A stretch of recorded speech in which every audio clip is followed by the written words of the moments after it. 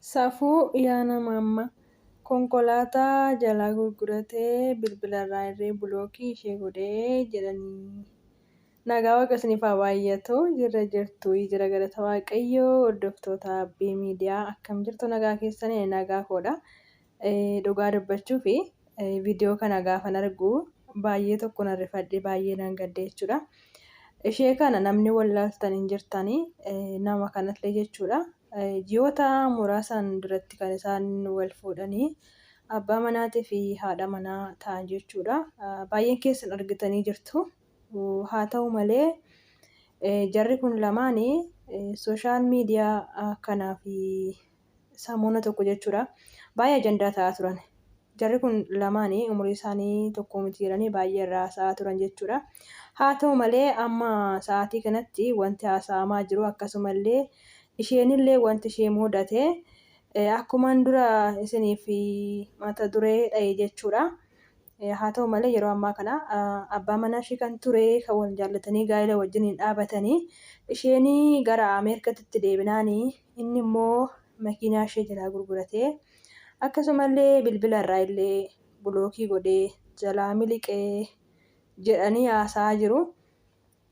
Dhugaa dubbachuuf nama siin kofalchisu gama tokkoon nama gaddisiisa maaliif jennaani egaa akkuma beekamu dhiironni yeroo namatti dhiyaatanii wantoota baay'ee haasa'u. Haa ta'u malee ani dubartii guddoon kun duruma gaafan ishee arguuni isheen nama kanatti heerumtee gaa'ela isaanii godhatanii akkas sooshaal miidiyaa irra deemu dhugama dubbachuuf na ajaa'ibee ture. Akkamitti isheen haadhas jechuu yeroo duraatiif garuu boodarraa haadha manaa taatee argamte.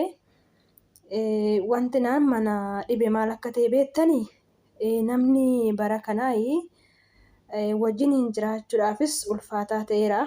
Irraayis fagaatanii jiraachuufis ulfaataa ta'eera. Dubbichi dubbuma dhugaadhaa kan maashinii agartan kanaa TikTok irra teessee bu'aa jirti jechuudha. Isheen biyya kanarraa gara Ameerikaatti deebinaanii duraanis iddoon achi jireenya ishee achi waan tureefi amma namtichi makiinaa ishee gurguratee bilbilarraa bulook ishee godhee jalaa miliqee isheen immoo bu'aa jirti.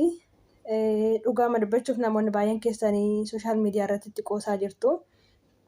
Ittiin qoosinaa maaliif beektu boruu waan isin quunnamu hin beektan waan ta'eef ittiin qoosinaadha nama guddaadha.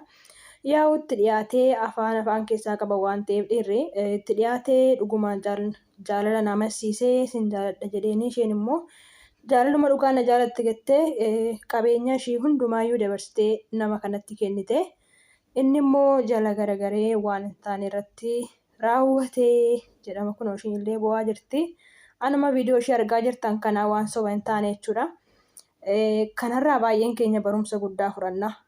Dhugaa dubbachuuf maaliif yoo gaa'elaafillee walitti dhiyaatanii qabeenyaa ilaaluu osoo hin taane durumaan dursee namni kun naaf ta'a umurii kiyyaa miti na waliin adeemuu danda'a jaalala dhugaan na wajjin jiraata na wajjin inni karaa dheeraa deema jedhanii yaaduun dirqama jechuudha. Gaa'ela dhaabbateef sargii gaarii godheef makiinadhaan si fuudheef namni tokko jaalala dhugaa akkasiif hin qabaanne asirratti sirriitti beekamaa adda ba'amaa jechuudha. Isinii galee sargii godhatteef yookaan immoo firri kee beekeef sargii gaarii godhatteef diggistee heerumteef miti yookaan sooshaal miidiyaa kanarra utaalteef miti jechuudha. Gaa'ela sirrii jaalala sirriin kan jiraatu. Kanaafuu ani dhugaa dubartiin kun na gaddisiifte maaliif dubartiin takkittuma waan ta'eef dubartiidhuma lamaan jirtu. Ani garuu kanaan duratti isheen hin heerumne ta'ee ijoollee hin qabdu ta'e hin beeku. Baay'een isaanii namoonni sooshaal miidiyaa irra yeroo isaanii daa'ima qabdii ijoollee gurguddoo qabdi jedhu.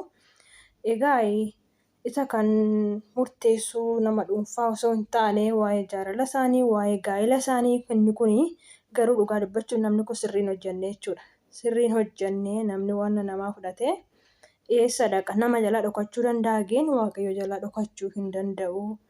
Kun sirrii mootii gochaan taane irratti raawwate makiinaa qorqoorroo tarii boruma namatti yeroo bu'ee caccabuu dandeessi qabeenyaan baduu danda'a garuu namni wanta yeroo kana bara kana keessa kan inni ija isaa irra godhatee nama osoo hin taane qabeenyaa ta'uusaa sirriitti beekama jechuudha.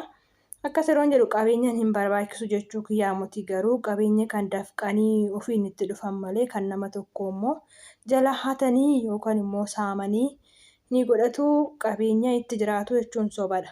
Dhugaa dubbachuuf har'a tariitii itti gammaddee jiraachuu dandeessa. Har'a ittiin utaaluu dandeessaa, boruginii gaafa utaaltutti cabuu dandeessa. Maaliif jennaan dafqa namaati waan ta'eef jechuudha. Haati kuni waggoota baay'ee itti dadhabdee itti xaartee makiinaa kana bitatte. Makiinaan akka qallaalii kanatti miti kan bitamu, hundumti keenyaayyuu hin beekna. Waggoota baay'ee hojjattee tarii biyyoota Arabaa kana keessa isheen kan jiran ishee Ameerikaadha jedhan. Anillee kana keessa gadi bu'ee sirriitti hin beeku, garuu dhugaa dubbachuuf baay'ee nama rarte.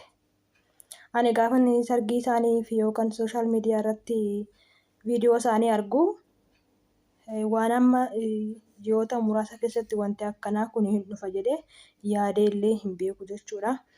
Kanaafuu ani baay'ee tokkoon narrifadhillee nan gaddallee dhugaa dubbachuuf. Maaliif jennaan namtichi kun gaafa viidiyoo wajjin hin waraabu maal akka inni godhatu sooshaal miidiyaa kana irratti agartaniirtu. Kanaafuu garaan namaa keessi sirrii moti jechuudha. Agartanii asirratti namni viidiyoo gaafa nama wajjin utaalu bicha utaalaa fakkeenya viidiyoof koomantiif laayikiif jechuudha, namaaf jechuudha warri sooshaal miidiyaa irra utaalanii. Obboleettiin kun kinoo akkanatti qabeenya ishii dhabdee bo'aa jirti. Dhugaa dubbachuuf nama rarte.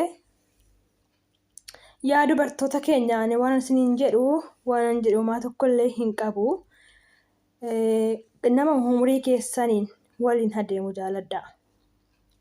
Hiyyeessas haa ta'u, qabaatas haa ta'u, nama umurii keessan waliin adeemu.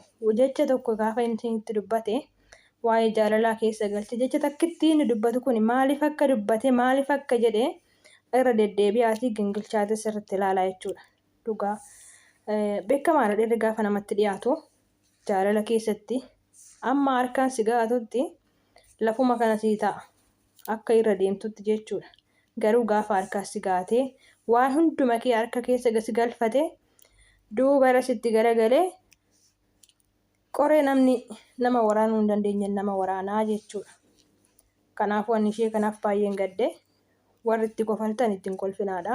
Boru waan isin quunnamu hin beektan waan ta'eef waan tokko isheen gaarii isaa gootu yaraa isaa gootu irratti raawwate miti. Namtichi kun erguyyuu naqu boru qabsiifachuu dandeessi, qabeenya ishee irraa fudhachuu dandeessi. Uummata akkayyuu qabeenyaan ishee homaa hin ta'u jechuudha. Dhugaa dubbachuuf har'a inni nyaachuu danda'a miti, ittiin utaaluu danda'a miti. Qabeenyaan namaa har'a ittiin utaala malee boru waan isatti dhufu hin beeku. Umurii isaa guutuu yookaan osoo gaa'ila hin godhatin osoo mana hin argin akkanumatti zooraa ta'e hafuu danda'a. Maaliif rabbiin namni nama dhiise rabbi nama dhiisu waan ta'eef jechuudha. Dafqa namaatiif tapha inni itti taphate kana guyyaa tokko akka mataa isaatti deebi'u nan amanaan mataa kiyyaaf jechuudha. Dhugaa dubbachuuf imimmaan ishee kuni akkuma qaldii kanatti lafatti yaa'ee hin hafu jechuudha. Dhugaa dubbachuuf akkuma akka bishaanii kanatti yaa'etti hin hafu jechuudha. Isuma mataa isaa irratti deebi'a. Dhugaa waaqayyoo akkasitti gisee ilaalan baay'ee namatti dhaga'ama. Waan baay'ee nama dubbisa. Kanaafuyyuu durboonni keenya waan kanarraa barumsa akka fudhattanan isiniin jedha dhugaa dubbii. Barumsa fudhadhaa. Barumsa kun barumsa guddaadha jechuudha. Dhugaa namni tokko sooshaal miidiyaa kanarratti si wajjin utaalee sargii gaarii godhateef sin jaalatu. Kana beeki. Sirriitti kana jala muraatii beekaa jechuudha. Meelaa waan isaan godhachaa turan argitan miti. Makiinaa keessa taa'ee bakka akkam akka taa'aa turanii kinoo har'a immoo isheen boo'ichaan gara miidiyaa dhufteerti. Innillee garuu bulookii godhee makiinaa ishee gurguratee jalaa miliqee jedhan. Miliqoon nama hin baasaaree garuu ani hin beeku. Miliqoon namni miliqee nama jalaa bahuu danda'a malee waaqayyo jalaa bahuu hin danda'u. Gochaan ati raawwatte kun yaa obboleessa koo sirrii miti, ofii keetti deebi'i. Qabeenyaan hin dhufasii hin badasii. Dubartiin haadha keetii, obboleettii keetii, borummoo ilmoo keetii. Kanaafuu dubartii irratti waan hin taane raawwatinii qabeenyaa ishee jalaa fudhattee isa badde kana dhugaa yoo ta'e jechuudha. Deebisiif. Ati nama guddaadha, dargaggeessa, boru hojjettee argachuu dandeessa. Akka ishii kanatti atillee abbaa makiinaa ta'uu dandeessa. abbaa manaa ta'uu dandeessa, abbaa birrii ta'uu dandeessa. Kanaaf qabeenyi dubartii erguun siin ga'u imimmaan dubartii si balleessa. Kanaaf rabbii keetti deebi'ii gaarii hin goone siin jechuun jaaladha. Dhugaa dubbachuuf ani waan an dubbadhu harkaa badee jechuudha. Gaafan ishee ergu narrifadhee boo'ii imimmaan ishee kana gaafan argu. Imimmaan ishee gaafan argu narrifadhee dhugaa. Ayyaa dubartii gara laafettiidha bara dubartiin. Karaa ittiin itti dhufuun beektu dhiirri. Maqaa isaatiidhaan maalan kolfaa. Yaa gooftaa kana jalaa nu baasi. Yaadni ani qabadhee isinii dhufe guyyaa kana kanumaadha, eebbifamaadha. Amma waan biraatti walitti deebinutti nagaan naa tura.